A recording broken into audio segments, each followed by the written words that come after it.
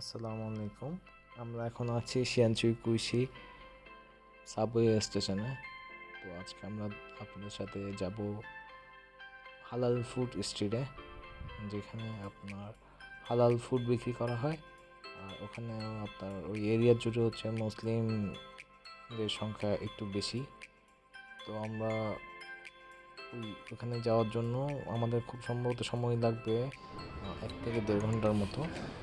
তো আমরা 1 থেকে 1.5 ঘন্টা পরে ওখানে পৌঁছাবো। চায়নাতে মুসলিমদেরকে বলা হয় মুসলিম।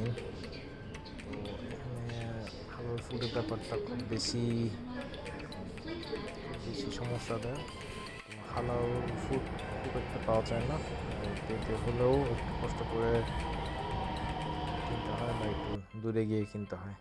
সব জায়গায় এত বেশি হাতের কাছে পাওয়া যায় না, সব জায়গায় এত বেশি ভালো করে অ্যাভেলেবেল না।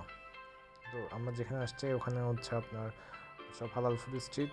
তো ওখানে আপনার সবগুলো দোকানে মোটামুটি অনেক ভিড় থেকে ওখানে অনেক লাইন ধরেই কিনতে হয়। আমরা অনেক কিছু কিনছি আমাদের যা যা লাগবে।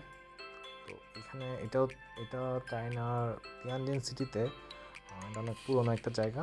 তো যেখানে হচ্ছে ট্যুরিস্ট প্লেস, ওখানে সবাই আসে খাবার টেস্ট করার জন্য। অনেকেই আসে অনেক দূর দূরান্ত থেকে, জাস্ট শুধু খাবারের জন্যই আসে, এখানকার খাবারের জন্য আসে। তো আমরা এখানে আসছি, এখানে আসলে ভালো লাগে।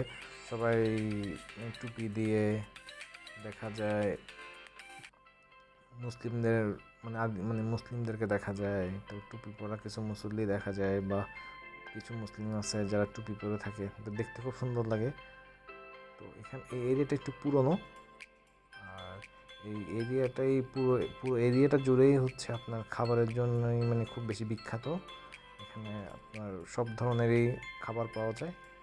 আর এখানে আসলে একটা জিনিসই সবচেয়ে ভালো সুবিধা, নির্দ্বিধায় যা ইচ্ছা তাই খাওয়া যায়। সবগুলোই হচ্ছে আপনার হালাল, যেগুলো হচ্ছে আপনার মাংসের বা বেকারি জাতীয় খাবার সব হালাল পাওয়া যায়।